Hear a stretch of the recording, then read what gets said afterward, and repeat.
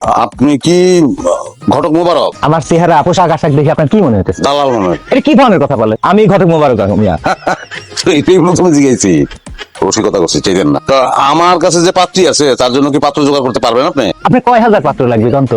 ধরেন মেয়ে যদি ল্যাংড়া খুড়া বোবা কালা ঠসা বিধবা তালাকি যাই হোক, সব রকম মেয়ের জন্যই পাত্র আমার কাছে আছে। খালি আপনি বলেন তো আপনার পাত্রীটাকে। আমি পাত্রী। কি বলেন ভাইজান? খালাম্মা কি বলে এটা? পরিষ্কার বাংলায় বললো আর আপনি শুনলেন না? উনি পাত্রী, আমার শাশুড়ি, উনি পাত্রী, ওনার জন্য পাত্র জোগাড় করতে হবে। আচ্ছা তাহলে আপনারা ভালো থাকেন, আমি আসি। আর কই আসেন আপনি, কই যান? ওনার যে বয়স, ওনার জন্য পাত্র খোঁজা আমার পক্ষে সম্ভব না। একটু আগে যে কইলেন পাত্রের গোডাউন আপনার কাছে, হ্যাঁ?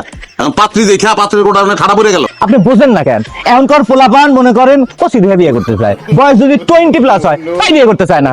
আর ওনার চেহারা তো মাশাআল্লাহ দেখে মনে হচ্ছে 60+। রাখেন আপনার বয়স। ঘটক হইয়া এই ধরনের কথাবার্তা কেমনি বলেন?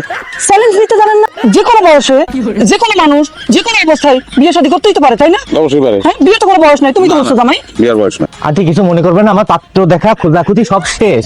আমি আপনার জন্য আসলেই পাত্র খুঁজতে পারবো না, আপনি আমাকে মাফ করে দেন। আরে না দাদা, আপনি তো এই কাজ করবেন এবং করতে পারবেন, কারণ ওষুধ আমার কাছে আছে। মানে কি? এই যে ওষুধ 5,000 ধরেন অ্যাডভান্স দিলাম, বাকি 15,000 পরে পাইবেন কাজের শেষে, টোটাল 20,000। ভাই আপনি একটু দুষ্ট আছেন, টাকা খুব খারাপ জিনিস ভাই। মনে করেন টাকা দিয়ে এই মুহূর্তের হ্যাঁ ঠাস করে না করানো যায়, আবার নাকে ঠাস করে হ্যাঁ করানো যায়। আরে পাত্রীর বয়স 3 বছর হলো কোনো সমস্যা নাই। আন্টি আপনি তো আমাকে বলেন তো আপনি আসলে কি ধরনের পাত্র চাচ্ছেন? আসলে আমার যেহেতু বয়সটা একটু বেশি, ইয়ং পাত্র, মানে 24, 25, 26 পর্যন্ত যাওয়া। মনে করেন আমি কালকে সকাল 10টা থেকে 11টার মধ্যে একটা যুবক 24-25 বছরের ছেলের নিয়ে আপনার উঠানে এসে হাজির হবো। আপনি একটু সাজুগুজু করে থাকবেন, দুজনের কথাবার্তা যদি হয়ে যায় সঙ্গে সঙ্গে বিয়ে। আলহামদুলিল্লাহ। আলহামদুলিল্লাহ। তাহলে আমি আসতেছি। হ্যাঁ, থ্যাংক ইউ জামাই, থ্যাংক ইউ। তোমরা চলেন। শারমিন, ডাক্তার কেন আমার? আমার একটু সুন্দর করে সাজিয়ে দেন। আমার তোমার আগে সাজাতে লাগবো কেন? কতক্ষণ বাদেই তো আমার পাত্রপক্ষ দেখতে আসবে।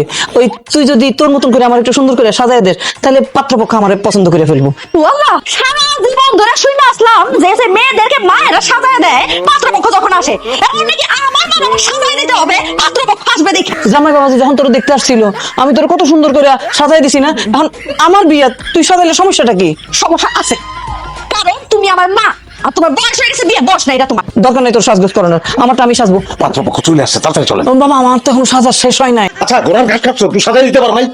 নিজের আপন শাশুড়ি বিয়ে করতে চাইতেছ, তুমি তার সাহায্য করতেছ, সহযোগিতা করতেছ, লজ্জা করে না তোমার?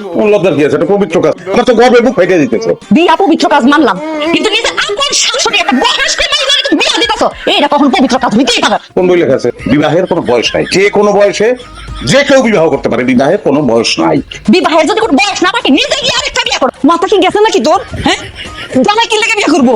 আরে, জামার জন্য তুই আসছিস না, তুই তো তার বউ। I love you। আমি সিঙ্গেল, এই জন্য আমি বিয়ে করতে চাইতেছি। আমার ফেব্রায় গেছে, কি করেন দেখি তো? পারি না তো। এই যে এইটা। করেন সিগারেট। করেন, এমএমএম সাউন্ড করবো, সাউন্ড স্যার।